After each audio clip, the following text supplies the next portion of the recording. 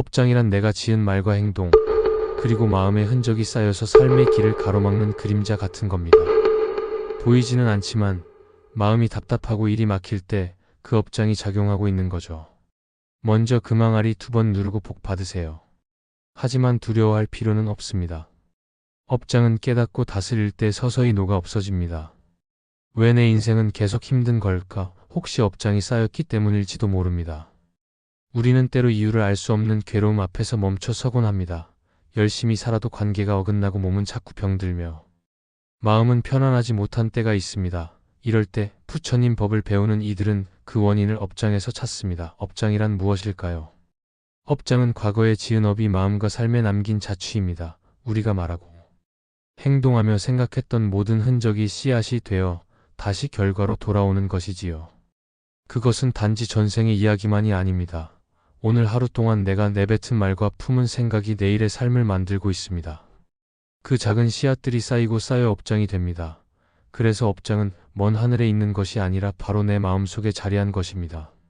업장이 쌓이면 어떤 일이 생길까요? 사람을 대할 때 이유 없이 미움이 생기기도 하고 정성껏 노력했는데도 결과가 번번이 막히기도 하며 마음은 쉬고 싶은데 늘 불안이 떠나지 않는 경우가 있습니다. 이것이 바로 업장이 막은 흐름이라 할 수 있습니다. 강물이 흘러야 하듯 우리의 삶도 원래는 고요히 흘러야 합니다. 그러나 강에 돌과 흙이 쌓이면 물길이 막히듯 우리의 마음길도 업장에 의해 막히는 것입니다. 업장은 눈에 보이지 않으니 우리는 자꾸만 다른 탓을 합니다. 부모 탓을 하고 세상 탓을 하고 운명 탓을 합니다. 하지만 불교에서는 그 모든 원인이 결국 내가 지은 업의 그림자라고 말합니다. 이것을 깨닫는 순간 비로소 길이 보입니다. 원인이 나에게 있으니 그 해답 또한 나로부터 시작할 수 있기 때문입니다. 그렇다면 왜 우리는 업장을 소멸해야 할까요? 첫째로 업장이 사라질 때 마음의 짐이 가벼워집니다. 아무리 좋은 집에 살아도 마음이 무겁다면 행복할 수 없습니다. 그러나 업장이 조금씩 녹아내리면 이전에 나를 괴롭히던 말 한마디도 상처가 되었던 기억도 힘을 잃습니다. 마치 얹혀있던 돌덩이가 치워지는 듯 마음이 훨씬 편안해집니다. 둘째로, 업장이 사라질 때 인간관계가 맑아집니다. 업장이 짙으면 서로의 말이 엇나가고 오해가 쌓이기 쉽습니다. 그러나 업장이 소멸되면 마음이 맑아져 말이 부드러워지고 상대도 그 진심을 받아들입니다. 셋째로, 업장이 사라질 때 복이 드러납니다. 우리는 복이 없어서가 아니라 업장에 가려져 그 복을 누리지 못하는 경우가 많습니다. 태양은 항상 떠 있지만 구름이 가려 빛이 닿지 않는 것과 같습니다. 업장이란 바로 그 구름입니다. 구름이 걷히면 태양은 본래 있던 자리에서 환히 빛을 비춥니다. 우리의 삶도 마찬가지입니다. 업장 소멸을 위해 부처님께서 알려주신 길은 참회입니다. 참회란 단순히 잘못을 고백하는 것이 아닙니다. 참회는 과거의 어두움을 있는 그대로 바라보고 더 이상 집착하지 않겠다는 서원입니다. 나도 모르게 내뱉은 험한 말, 무심코 저지른 상처, 이익을 좇느라 놓쳐버린 자비심, 이런 것들이 내 마음의 먼지가 되어 업장을 만듭니다. 참회는 그 먼지를 씻어내는 청정수와 같습니다. 오늘 내가 잠들기 전 조용히 합장하고 나의 하루를 돌아보며 부족했던 마음을 참회하면 그 순간부터 업장은 풀리기 시작합니다. 참회의 힘은 그만큼 위대합니다. 또한 업장 소멸에는 자비행이 필요합니다. 남의 고통을 덜어주는 순간 내 업이 녹습니다. 누군가를 향한 미움은 내 마음을 어둡게 하고 그 어둠은 다시 업장이 됩니다. 그러나 그 미움을 자비심으로 바꿀 때 어두운 업은 더 이상 힘을 쓰지 못합니다. 작은 선행 하나라도 진심으로 행하면 업장은 조금씩 풀려나갑니다. 길을 걸으며 쓰레기를 줍는 일, 힘든 사람에게 따뜻한 말을 건네는 일, 가족에게 감사함을 표현하는 일, 모두 업장을 녹이는 자비행입니다. 부처님은 이 세상을 자비로 건너가라고 말씀하셨습니다. 자비는 곧 업장 소멸의 불길입니다. 또 한 가지 중요한 길은 수행입니다. 염불, 독경, 명상은 업장을 태워내는 힘이 있습니다. 마음이 어지러울 때 나무와 미타불을 염하면 그 소리가 내 업을 밝히는 등불이 됩니다. 경전을 독송할 때 한 글자 한 글자가 내 업을 정화합니다. 조용히 앉아 호흡을 바라보는 명상은 쌓였던 번뇌를 가라앉히고 업이 다시 쌓이지 않도록 막아줍니다. 수행은 업장 소멸의 근본이며 동시에 새로운 업을 짓지 않는 길이기도 합니다. 그러나 무엇보다 중요한 것은 업장을 소멸해야 한다는 두려움이 아니라 업장을 소멸할 수 있다는 희망입니다. 우리는 이미 수많은 과거를 지나왔고 그 속에서 무수한 업을 지어왔습니다. 하지만 부처님께서는 한순간의 깨달음과 실천으로도 그 업장이 녹아내릴 수 있다고 말씀하셨습니다. 업은 지은 만큼 반드시 갚아야 하지만 그 갚는 길은 괴로움이 아니라 지혜와 자비일 수 있습니다. 바로 지금 이 순간 내가 어떤 마음을 내는가에 따라 새로운 인연이 만들어집니다. 이것이 불교가 전하는 큰 위안입니다. 우리가 살아가면서 가장 크게 겪는 고통 가운데 하나는 왜 내 삶이 원하는 대로 풀리지 않는가 하는 의문입니다.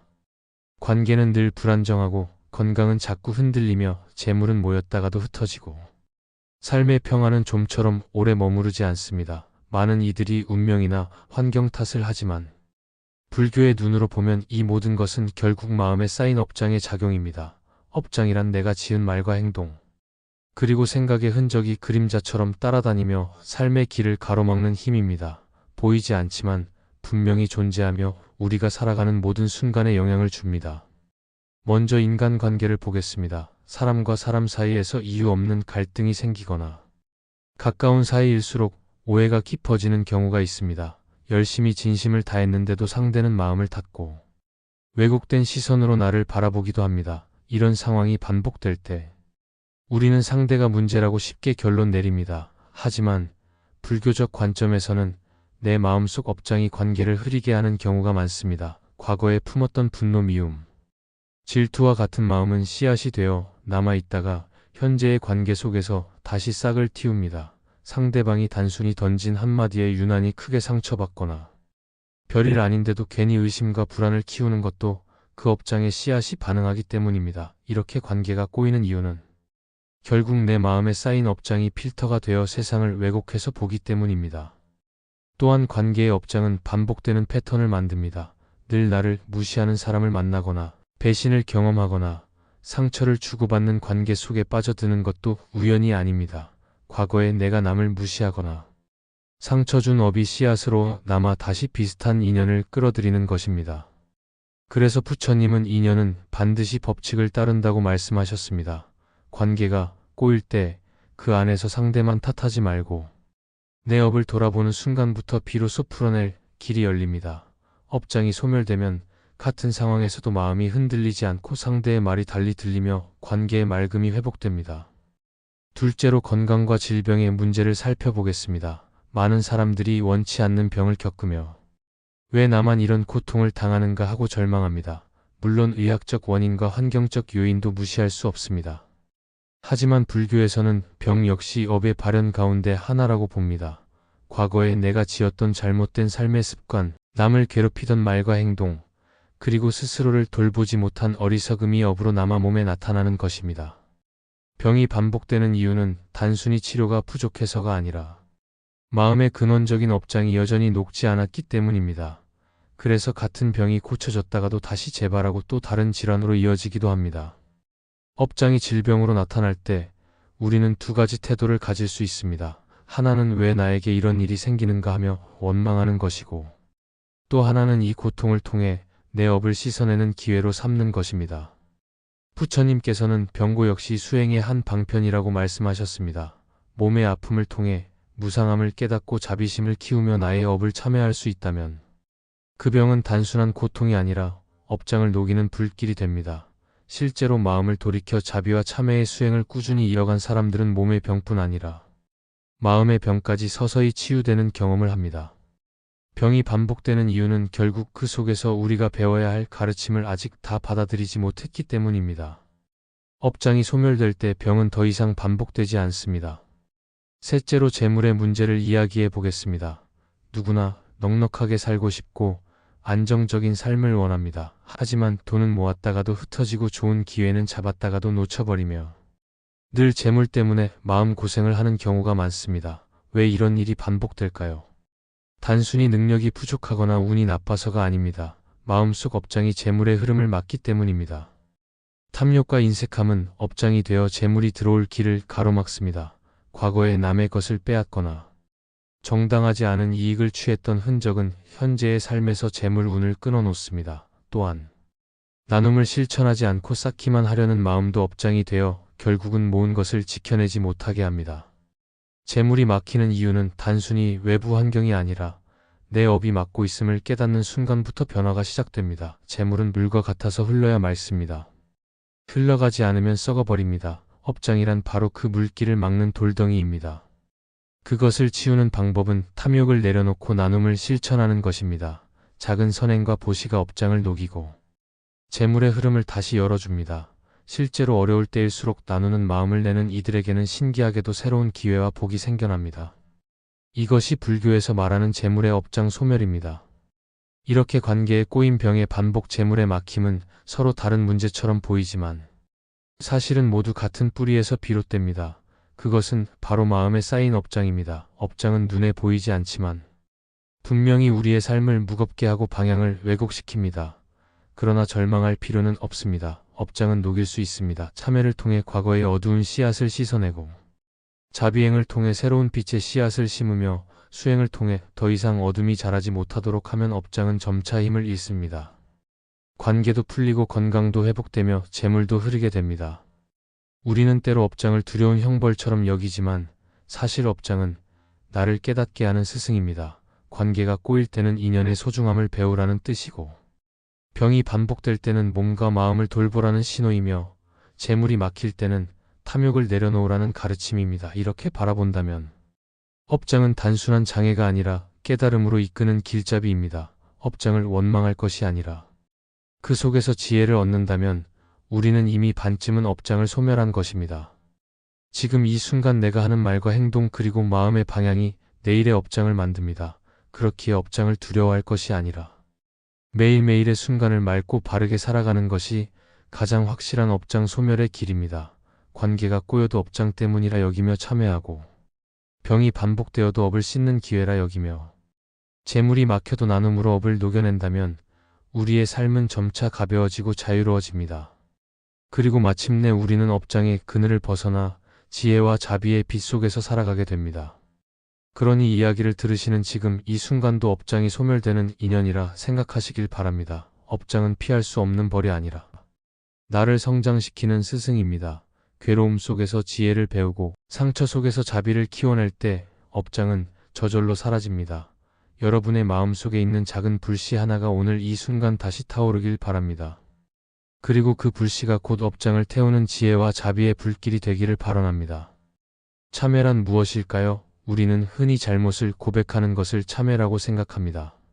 그러나 불교에서 말하는 참회는 단순히 입으로 잘못을 털어놓는 행위에 머무르지 않습니다. 참회는 내 마음 깊은 곳에서 일어난 성찰이며 과거의 잘못된 마음과 행동을 있는 그대로 인정하고 다시는 반복하지 않겠다는 다짐입니다. 참회는 과거를 부정하는 것이 아니라 과거를 바로 보는 힘입니다. 잘못을 저질렀을 때 대부분의 사람들은 그것을 감추려 합니다. 혹은 다른 이에게 책임을 돌리려 합니다.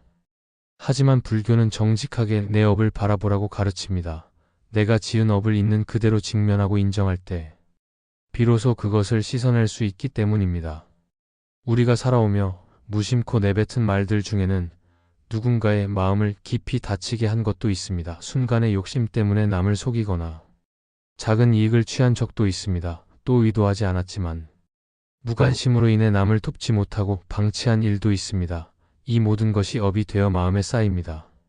그것이 시간이 흐르면 업장이 되어 내 삶을 무겁게 하고 흐름을 막습니다. 이때 필요한 것이 바로 참회입니다. 참회는 물에 비유할 수 있습니다. 마음의 때와 먼지를 씻어내는 청정수와 같은 것이 참회입니다. 아무리 두꺼운 먼지도 비가 내리면 조금씩 씻겨 나가듯이 참회를 반복하면 업장의 때가 차츰 사라집니다. 참회의 핵심은 솔직함입니다. 남에게 솔직하기 전에 먼저 내 마음에 솔직해야 합니다. 나는 정말로 잘못을 저질렀음을 인정할 수 있는가? 나는 지금도 변명으로 그것을 덮으려 하지 않는가? 이러한 질문 앞에 서는 것이 참회의 시작입니다. 참회는 부끄럽고 고통스러운 과정일 수 있습니다. 내 안에 어두움을 있는 그대로 마주해야 하기 때문입니다. 그러나 그 부끄러움이야말로 마음을 맑히는 가장 큰 약입니다.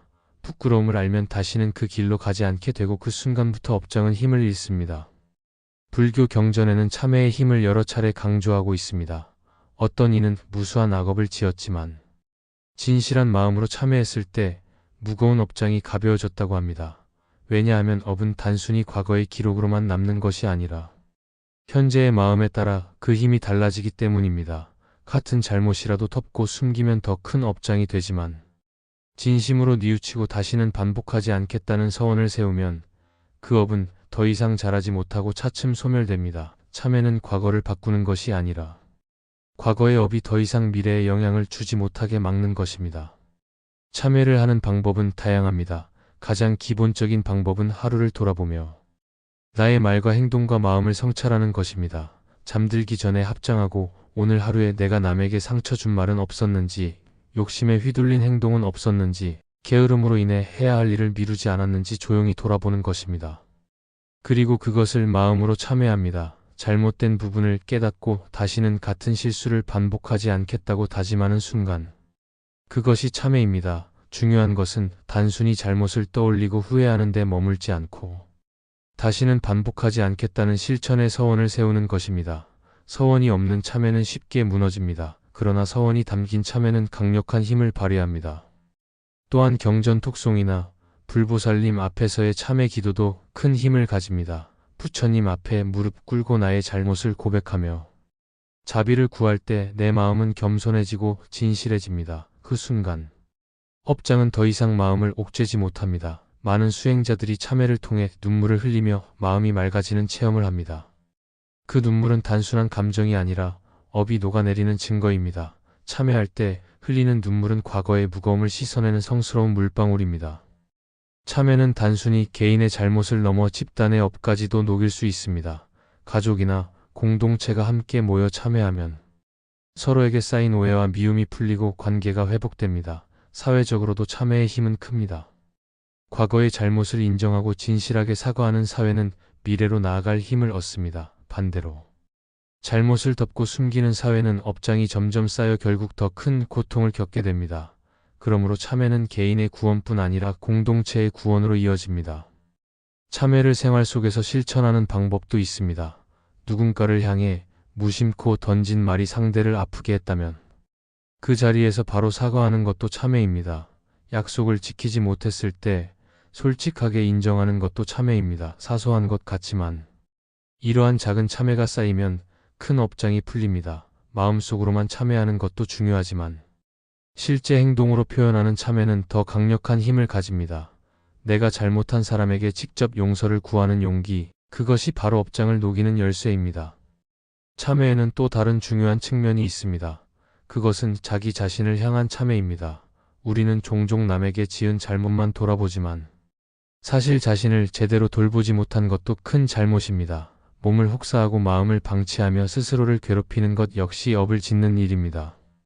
그러므로 자신에게 참회하는 것도 필요합니다.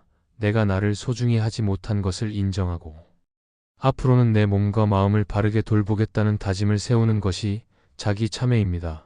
자기 자신에게 참회하는 순간 자존감이 회복되고 마음이 한결 가벼워집니다. 참회의 궁극적인 목적은 과거의 잘못에 매이지 않고 새로운 길을 열어가는 것입니다. 참회를 통해 과거를 깨끗이 씻어내고 현재를 맑게 하면 미래는 자연히 밝아집니다. 업장은 무겁지만 참회의 힘은 그것보다 더 큽니다. 부처님께서는 마음을 돌이켜 바른 길로 나아가는 순간 무거운 업도 가벼워진다고 하셨습니다. 이것은 단순한 위로가 아니라 실제로 체험할 수 있는 진리입니다. 우리가 진심으로 참회하면 과거의 잘못이 더 이상 미래의 족쇄가 되지 않습니다. 참회는 또한 겸손을 배우게 합니다. 잘못을 인정한다는 것은 내가 완벽하지 않음을 받아들이는 일입니다. 그 순간 교만이 꺾이고 겸손이 자라납니다. 겸손한 사람은 남을 비난하지 않고 자기 잘못을 먼저 돌아봅니다. 이런 태도가 업장을 소멸시키는 근본입니다.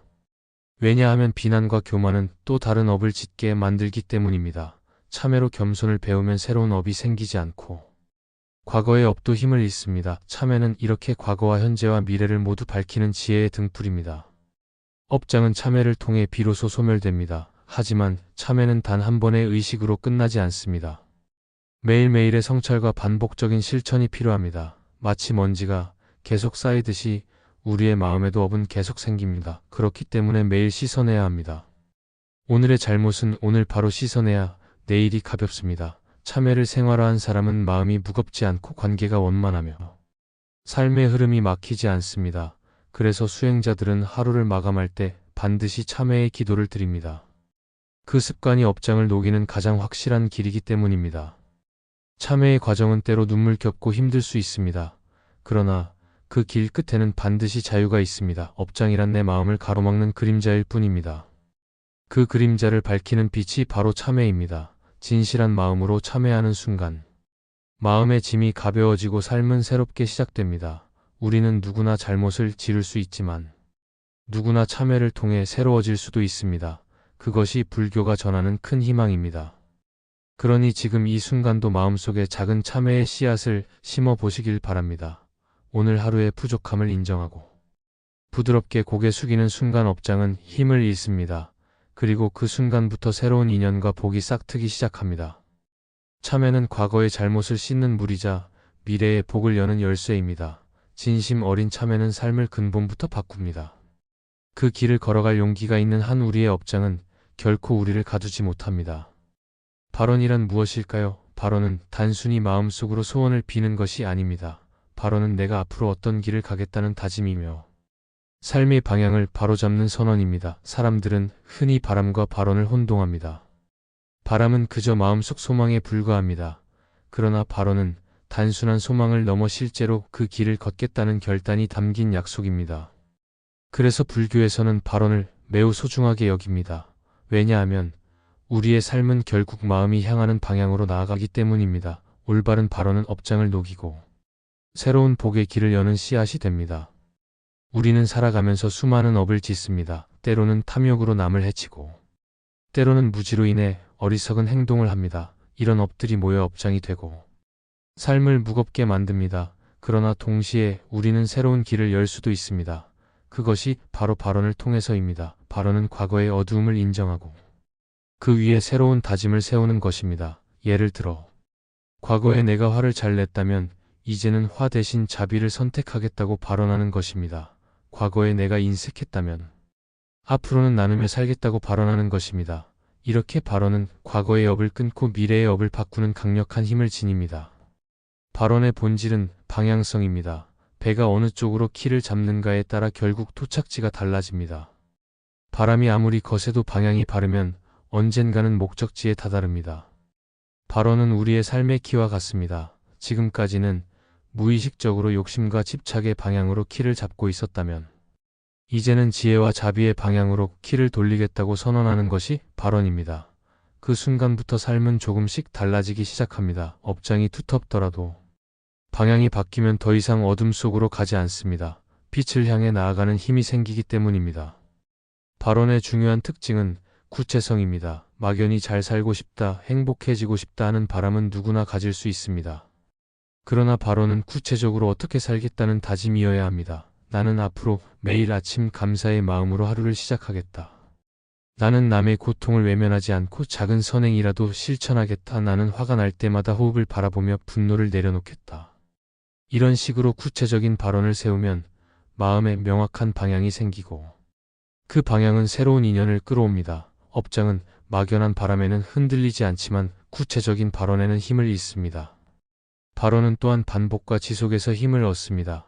한 번의 다짐으로 모든 것이 바뀌지는 않습니다. 그러나 발언을 꾸준히 되새기고 삶 속에서 실천하면 점차 업장의 벽이 허물어집니다. 마치 물방울이 바위를 뚫듯이 작은 발언이 반복되면 결국 굳은 업도 녹습니다. 그래서 불교 수행자들은 아침 저녁으로 발언을 올립니다. 하루를 시작할 때, 오늘 어떤 마음으로 살겠다는 다짐을 하고 하루를 마칠 때 그 다짐을 지켰는지 성찰합니다. 그렇게 매일 발언과 성찰을 이어가면 업장은 더 이상 자라지 않고 차츰 사라집니다. 발언에는 두 가지 차원이 있습니다. 하나는 개인적인 발언이고 또 하나는 보편적인 발언입니다. 개인적인 발언은 나의 삶을 위한 다짐입니다. 예를 들어 건강을 지키겠다, 마음을 맑히겠다, 욕심을 내려놓겠다. 이런 발언입니다. 그러나 보편적인 발언은 모든 중생을 위한 다짐입니다. 나만이 아니라 다른 이들도 함께 행복해지길 바라는 마음으로 세우는 발언입니다. 불교에서는 이 보편적 발언을 특히 강조합니다. 왜냐하면 업장은 개인적인 집착에서 비롯되기 때문에 그 집착을 깨뜨리는 가장 큰 힘이 바로 남을 위한 다짐이기 때문입니다. 예를 들어 나는 앞으로 남의 괴로움을 덜어주는 삶을 살겠다. 나는 약한 이들을 외면하지 않고 돕겠다. 나는 내 행복을 넘어서 모든 이의 행복을 위해 기도하겠다. 이런 발언은 개인의 업장을 녹일 뿐 아니라 세상 전체를 맑히는 힘을 지닙니다.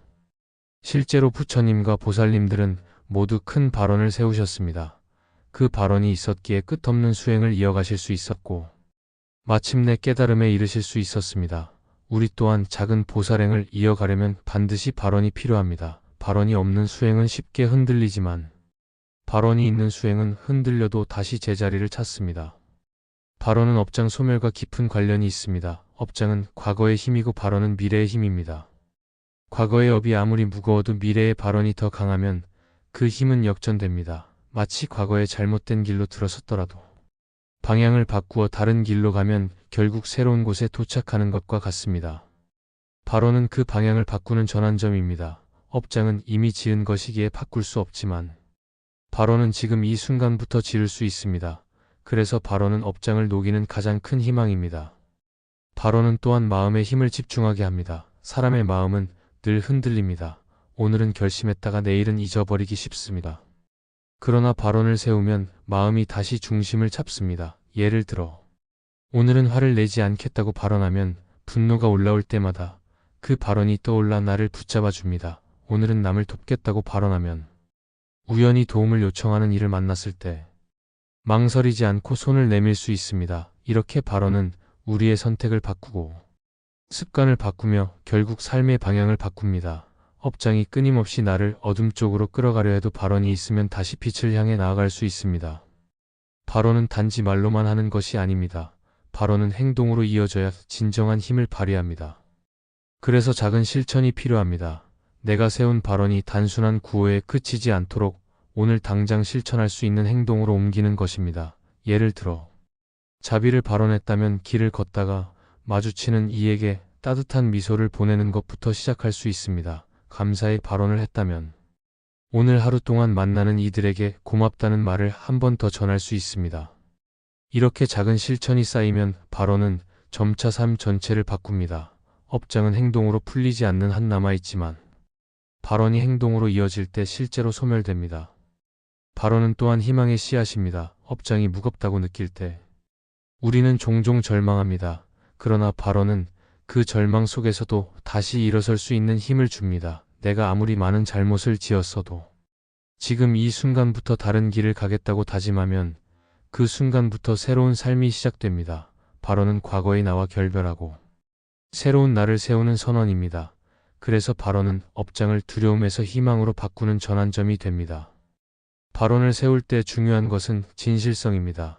발언이 단순히 입술에서만 나오면 힘이 없습니다. 그러나 마음 깊은 곳에서 진심으로 다짐할 때 그 발언은 업장을 녹이는 불길이 됩니다. 진심이 담긴 발언은 반드시 행동으로 이어지기 때문입니다. 그리고 그 행동이 또 다른 발언을 낳아 선한 순환을 이끌어냅니다. 발언은 이렇게 선업의 흐름을 만들어 업장의 어두운 그림자를 서서히 몰아냅니다. 마지막으로 발언은 회양과 연결됩니다. 발언을 세웠다면 그 결과를 나 혼자만이 아니라 모두와 나누는 것이 중요합니다. 내가 한 작은 선행이 나와 내 가족만이 아니라 이웃과 사회, 더 나아가 모든 중생에게 도움이 되길 바란다는 마음으로 회양하는 것입니다. 회양이 있는 발언은 더욱 강력합니다. 업장은 개인적 집착에서 생기는데 회양은 그 집착을 허무는 행위이기 때문입니다. 발언하고 회양하는 삶은 업장이 들어올 자리를 남기지 않습니다. 결국 발언이란 선한 방향으로 나아가겠다는 다짐입니다. 과거의 잘못을 인정하고 새로운 길을 열겠다는 선언입니다. 업장은 과거의 그림자이지만 발언은 미래의 빛입니다. 빛은 어둠을 몰아내듯 발언은 업장을 소멸시킵니다. 그러므로 발언은 단순한 소망이 아니라 내 삶을 새롭게 만드는 원동력입니다. 지금 이 순간 내가 어떤 발언을 세우느냐가 내일의 삶을 결정합니다. 발언은 업장을 소멸시키는 가장 따뜻한 불씨입니다. 그 불씨를 매일 되살린다면 우리의 삶은 반드시 맑고 밝은 길로 나아갈 것입니다. 수행이란 말은 어렵게 들릴 수 있지만 사실은 내 마음을 바로 세우는 연습을 뜻합니다. 사람들은 종교적인 의식이나 출가자들만 하는 특별한 일로 생각하지만 그렇지 않습니다. 수행은 우리가 일상에서 얼마든지 할 수 있는 가장 구체적이고 쉬운 방법입니다. 업장을 소멸하는 길을 찾는다면 수행만큼 확실한 방법은 없습니다. 왜냐하면 업장이란 결국 내 마음에 쌓인 흔적이고 수행은 그 마음을 정화하는 직접적인 길이기 때문입니다. 수행에는 여러 가지가 있지만 대표적으로 염불, 독경, 명상이 있습니다. 이 세 가지는 서로 다르지만 공통점이 있습니다. 그것은 모두 내 마음을 고요하게 하고 바른 방향으로 이끄는 힘을 준다는 것입니다. 먼저 염불에 대해 이야기해 봅시다. 염불은 부처님의 이름을 부르는 것입니다. 나무 아미타불, 관세음보살 같은 이름을 반복해서 부르는 것이 염불입니다. 어떤 사람은 단순히 이름을 부른다고 무슨 힘이 있겠느냐고 생각할 수도 있습니다. 하지만 염불의 진정한 의미는 마음을 한 곳에 모으는 것입니다. 우리는 평소에 생각이 끊임없이 흩어져 있습니다. 과거의, 후의, 미래의 불안, 현재의 걱정이 마음을 사방으로 흩어놓습니다. 그때 염불을 하면 흩어진 마음이 한 곳으로 모입니다. 마음이 모이면 업장은 더 이상 자랄 자리를 얻지 못합니다. 부처님의 이름을 부르는 순간 내 마음속에 탐욕, 분노, 어리석음이 잠시 힘을 잃습니다. 그 시간이 쌓이면 업장은 점점 녹아내립니다. 염불은 특별한 장소가 필요하지 않습니다. 길을 걸을 때도 나무 아미타불 마음속으로 외울 수 있고 잠들기 전에도 관세음보살을 속삭일 수 있습니다. 염불은 마음을 바로 세우는 가장 쉬운 방법입니다. 중요한 것은 꾸준히 하는 것입니다. 하루에 단 몇 분이라도 염불을 이어가면 마음이 달라지고 삶이 달라집니다. 처음에는 잡생각이 끊임없이 올라오겠지만 괜찮습니다. 염불을 멈추지 않고 이어가다 보면 잡생각은 조금씩 줄어들고 마음은 점점 고요해집니다. 그 고요 속에서 업장은 힘을 잃습니다. 염불은 업장을 녹이는 가장 따뜻한 소리입니다. 다음은 독경입니다. 독경은 경전을 읽고 외우는 수행입니다. 경전 속에는 부처님의 가르침이 담겨 있습니다. 그 가르침을 입술로 소리내어 읽는 순간 내 마음은 자연스럽게 그 가르침과 하나가 됩니다. 독경은 단순한 낭독이 아닙니다. 내 입을 통해 부처님의 말씀을 다시 세상에 울려 퍼지게 하는 것입니다. 그 과정에서 내 마음은 가르침과 함께 맑아집니다. 독경을 하다 보면 처음에는 무슨 뜻인지 다 알지 못해도 괜찮습니다. 중요한 것은 그 소리와 리듬이 마음을 정화하는 힘을 갖는다는 것입니다. 경전의 한 글자 한 글자는 모두 부처님의 지혜를 담고 있습니다. 그 지혜의 소리를 반복할 때 마음의 어두움은 조금씩 사라집니다. 마치 방 안의 먼지가 햇빛에 드러나 흩어지듯이 독경은 업장의 먼지를 흩어지게 만듭니다. 독경의 좋은 점은 마음이 산란할 때 큰 힘을 준다는 것입니다. 혼자서 생각이 자꾸 어두운 방향으로 흘러갈 때 경전을 펼쳐 한 장이라도 읽으면 마음의 흐름이 달라집니다. 경전은 마음을 밝히는 거울과 같습니다. 거울을 자주 보면 내 얼굴을 바로 볼 수 있듯이 경전을 자주 독송하면 내 마음을 바로 볼 수 있습니다. 마음을 바로 보는 순간 업장은 녹기 시작합니다. 마지막으로 명상을 이야기해 보겠습니다. 명상은 내 마음을 바라보는 연습입니다. 명상은 결코 어려운 것이 아닙니다. 조용히 앉아 숨을 바라보는 것, 그것이 명상입니다. 호흡이 들어오고 나가는 것을 지켜보는 것만으로도 우리는 이미 명상을 하고 있는 것입니다. 사람들은 흔히 명상을 특별한 기술로 생각하지만 사실 명상은 본래 누구에게나 있는 자연스러운 능력입니다. 우리는 늘 숨을 쉬고 있습니다. 그러나 의식하지 않고 살아갑니다. 명상은 그 숨을 의식적으로 바라보는 것에서 시작됩니다. 호흡을 바라보는 동안 마음은 현재에 머무릅니다. 과거의 후회도 미래의 불안도 사라지고 지금 이 순간만 존재합니다. 업장은 과거와 미래에서 힘을 얻습니다. 과거의 상처와 미래의 두려움이 업장을 키웁니다. 그러나 현재에 머무르면 업장은 설 자리가 없어집니다.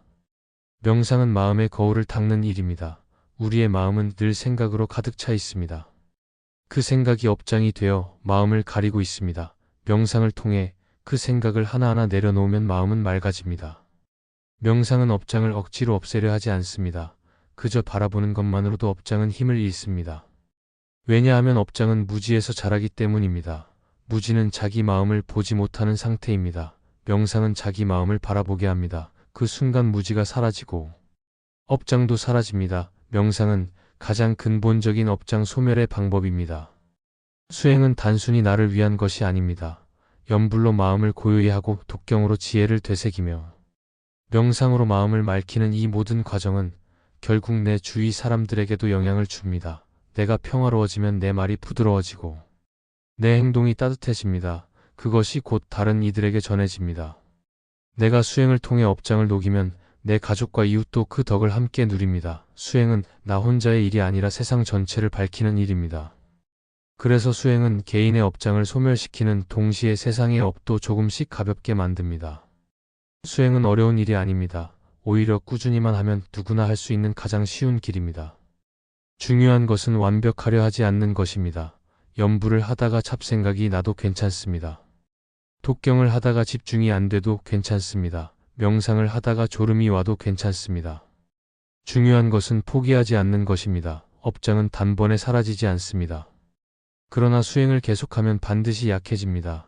업장은 불길 앞에 얼음과 같습니다. 수행이라는 불길 앞에서 업장은 녹을 수밖에 없습니다. 일상 속에서도 수행은 가능합니다. 운전할 때 짧게 염불을 해도 되고, 집안일을 하며 마음속으로 경전을 읊어도 됩니다. 잠들기 전 몇 분 동안 호흡을 바라보는 것만으로도 명상이 됩니다. 이렇게 수행은 특별한 시간이 아니라 매 순간이 될 수 있습니다. 수행이 습관이 되면 삶 전체가 수행이 됩니다. 그 순간 업장은 들어올 자리를 잃습니다. 삶이 곧 수행이 되는 것, 그것이 업장 소멸의 확실한 길입니다. 업장은 보이지 않지만 분명히 존재합니다. 그러나 수행도 보이지 않지만 분명히 힘을 가집니다. 연불의 소리, 독경의 글자, 명상의 침묵은 모두 업장을 녹이는 가장 확실한 도구입니다. 수행은 마음을 가볍게 하고 삶을 맑게 하며 세상을 밝게 합니다. 수행이 있는 삶은 업장이 힘을 쓰지 못하는 삶입니다. 그러니 업장이 무겁다고 느껴질 때 두려워하지 말고 연불, 독경, 명상 가운데 하나를 선택해 꾸준히 실천해 보십시오. 그 작은 시작이 언젠가 큰 변화를 만들어낼 것입니다. 자비란 무엇일까요? 자비는 단순히 불쌍히 여기는 동정이 아닙니다. 불교에서 말하는 자비는 남의 고통을 내 고통처럼 느끼고 그것을 덜어주려는 따뜻한 마음입니다. 자는 기쁨을 주는 것이고 비는 괴로움을 덜어주는 것입니다. 그래서 자비란 다른 이가 행복해지기를 바라는 동시에 고통에서 벗어나기를 돕는 마음입니다. 불교 수행에서 자비행은 단순한 덕목이 아니라 업장을 소멸하는 가장 강력한 길입니다. 왜냐하면 업장은 결국 나라는 집착에서 생기고 자비는 그 집착을 허물기 때문입니다. 내가 내 이익만 좇을 때, 업은 자라고 내 고통만 바라볼 때 업장은 두터워집니다. 그러나 남의 고통을 함께 짊어지려는 순간 내 업은 녹기 시작합니다. 우리는 살아가면서 수많은 고통을 만납니다. 나의 아픔만 해도 감당하기 힘든데 남의 고통까지 보듬으라 하니 처음에는 무겁게 느껴질 수 있습니다.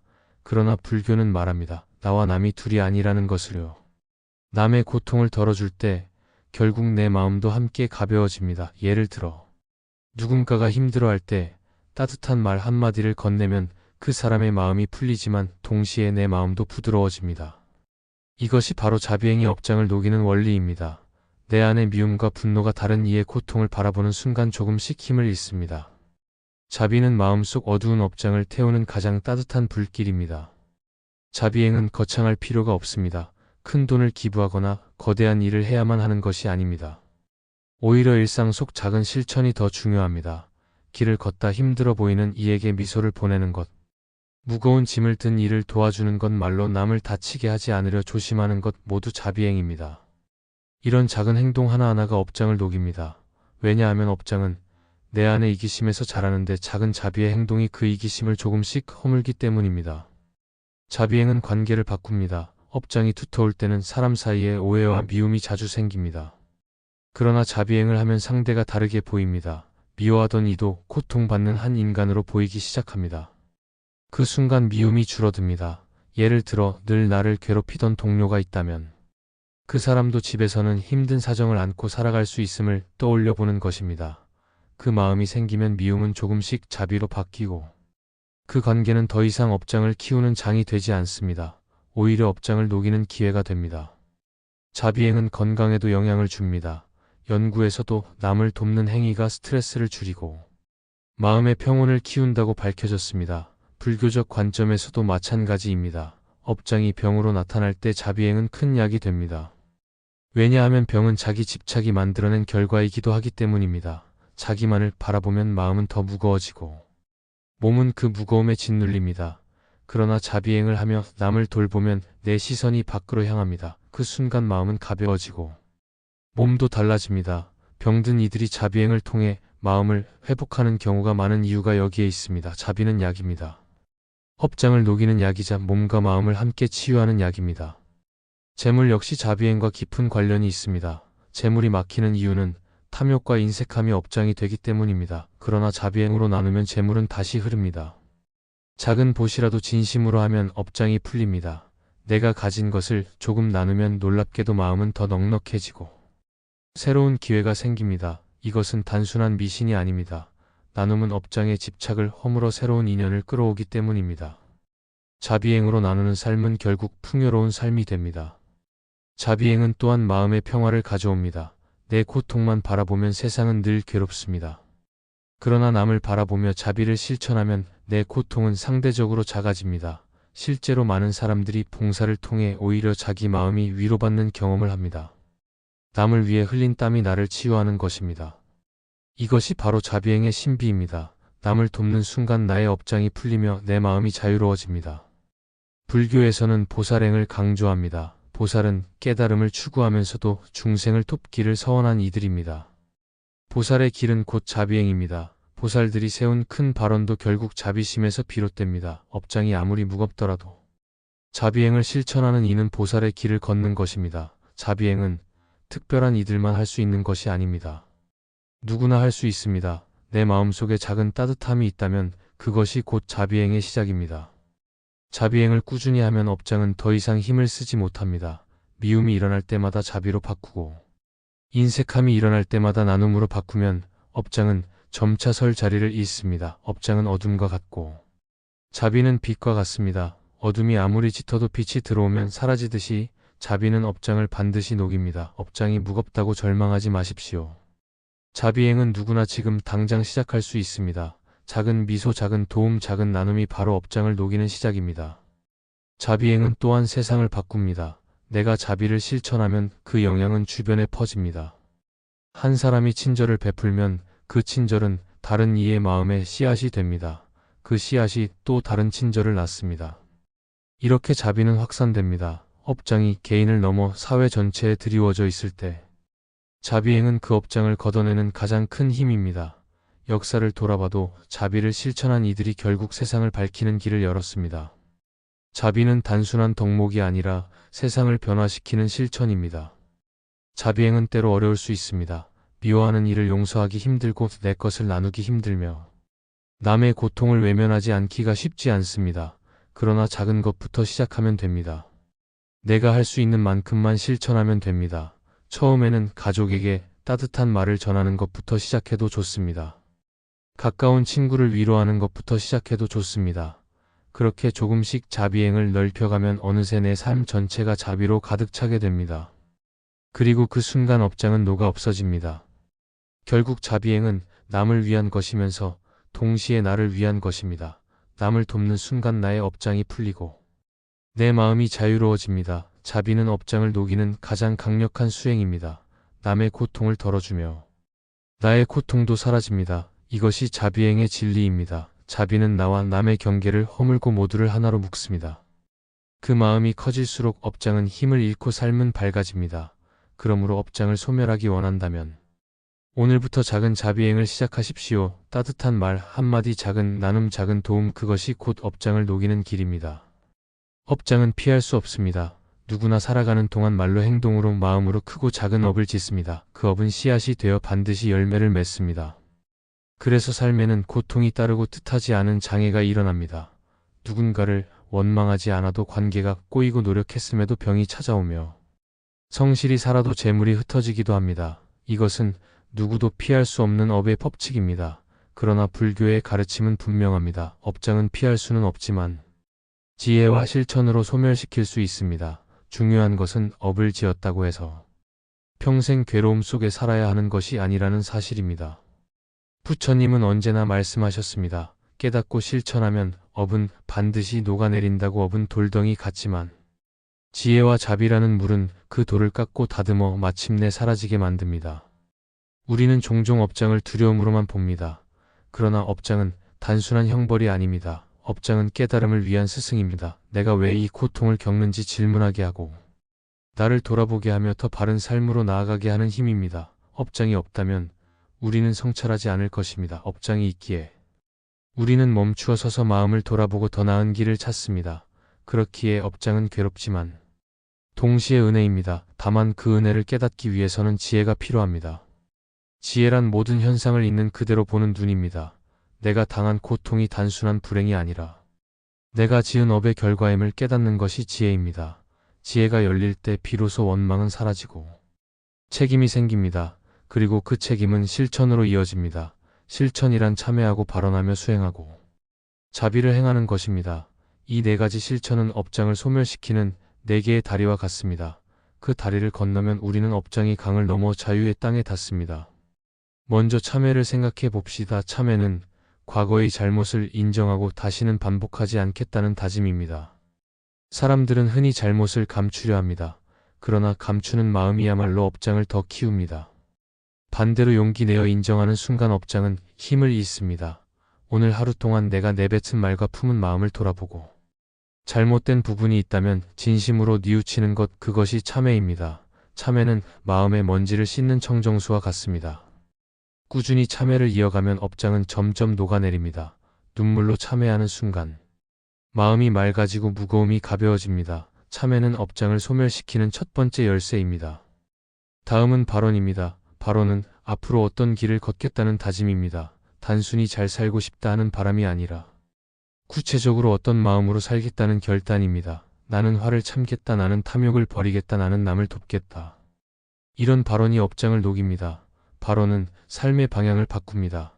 배가 어디로 가는지는 바람이 아니라 키를 쥔 사람의 손에 달려있듯이 삶의 방향도 발언에 달려 있습니다. 과거의 업이 아무리 무겁더라도 지금 이 순간 발언을 세우면 미래는 달라집니다. 업장은 과거의 힘이고 발언은 미래의 힘입니다. 미래의 힘이 더 강하면 과거의 힘은 녹습니다.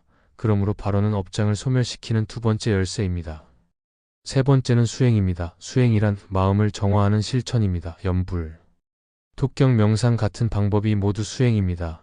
염불은 흩어진 마음을 한 곳에 모읍니다. 독경은 부처님의 지혜를 소리로 새깁니다. 명상은 내 마음을 바라보며 무지를 걷어냅니다. 수행을 하면 업장이 자라날 자리가 사라집니다. 왜냐하면 업장은 산란한 마음과 무지에서 자라기 때문입니다. 수행은 마음을 고요히 하여 업장의 씨앗이 더 이상 힘을 쓰지 못하게 만듭니다. 꾸준한 수행은 업장을 뿌리째 뽑아내는 힘을 가집니다. 수행은 업장을 소멸시키는 세 번째 열쇠입니다. 마지막으로 자비행입니다. 자비행은 남의 고통을 덜어주는 실천입니다. 업장은 집착과 이기심에서 자랍니다. 그러나 자비는 그 집착을 허뭅니다. 누군가에게 미소를 건네고 어려운 일을 도우며 가진 것을 조금이라도 나누는 것. 이것이 자비행입니다. 남을 돕는 순간 나의 마음은 넓어지고 업장은 힘을 잃습니다. 자비는 나와 남을 하나로 묶습니다. 나만의 고통에 매몰되던 마음이 남을 향할 때 업장은 녹습니다. 자비행은 업장을 소멸시키는 네 번째 열쇠입니다. 이 네 가지 참회, 발언, 수행, 자비행은 따로 떨어진 것이 아니라 서로 연결되어 있습니다. 참회를 통해 과거를 씻고 발언으로 미래를 밝히며 수행으로 현재를 맑히고 자비행으로 세상과 함께합니다. 이렇게 살아갈 때 업장은 서서히 녹아내립니다. 중요한 것은 업장이 단번에 사라지지 않는다는 점입니다. 업장은 오래 쌓인 것이기에 한순간에 없어지지 않습니다. 그러나 꾸준히 실천하면 반드시 약해집니다. 업장은 불길 앞에 얼음과 같습니다. 지혜와 실천이라는 불길이 타오르면 업장은 녹을 수밖에 없습니다. 이 영상을 들으신 것도 업장이 풀리는 인연입니다. 불교에서는 모든 만남을 인연이라 합니다. 우연히 이 영상을 듣게 된 것도 우연이 아닙니다. 당신의 마음속 업장이 조금이라도 녹아내리길 바라는 부처님의 자비로운 인연입니다. 지금 이 순간 업장이 풀리는 씨앗이 심어졌습니다. 이 씨앗을 어떻게 키우느냐는 당신에게 달려 있습니다. 단순히 듣고 지나갈 수도 있고, 오늘부터 작은 참회를 시작할 수도 있습니다. 오늘부터 작은 발언을 세울 수도 있고, 잠시 호흡을 바라보는 명상을 시작할 수도 있습니다. 길을 걸으며 따뜻한 미소를 건네는 것으로 자비행을 시작할 수도 있습니다. 중요한 것은 완벽하게 다 하려는 것이 아닙니다. 지금 할 수 있는 작은 실천을 시작하는 것입니다. 그 작은 실천이 업장을 녹이는 큰 불씨가 됩니다. 업장은 피할 수 없지만 소멸시킬 수 있습니다. 이것은 부처님의 가르침이자 수많은 수행자들의 체험입니다. 과거의 잘못이 크다고 절망하지 마십시오. 오히려 큰 잘못일수록 참회는 더 큰 힘을 발휘합니다. 업장이 무겁다고 두려워하지 마십시오. 오히려 무거운 업일수록 발언은 더 큰 전환을 만듭니다. 업장이 두텁다고 막막해하지 마십시오. 수행은 작은 씨앗이라도 자라 큰 나무가 되듯이 반드시 업장을 녹입니다. 업장이 깊다고 슬퍼하지 마십시오. 자비행은 작은 미소 하나로도 업장을 흔들 수 있습니다. 업장은 결국 마음이 만든 것이고 마음은 언제든 새로워질 수 있습니다. 그러므로 업장은 반드시 소멸될 수 있습니다. 지금 이 순간 이 글을 읽고 계신 것도 업장이 풀리는 인연입니다. 업장을 두려워하지 말고 지혜와 실천으로 받아들이십시오. 업장은 어둠 같지만 지혜는 빛입니다. 빛이 있으면 어둠은 사라집니다. 업장은 무겁지만 실천은 물입니다. 물이 흐르면 돌도 닳습니다. 그러니 지금 당장 작은 실천을 시작하십시오. 오늘 하루를 돌아보며 참회하고 내일을 위해 발언을 세우며 지금 이 순간 호흡을 바라보며 수행하고 만나는 이들에게 따뜻한 자비를 베푸십시오. 그 길 위에서 당신의 업장은 반드시 소멸될 것입니다. 좋아요와 구독 누르고 함께 마음 공부해 나갑시다.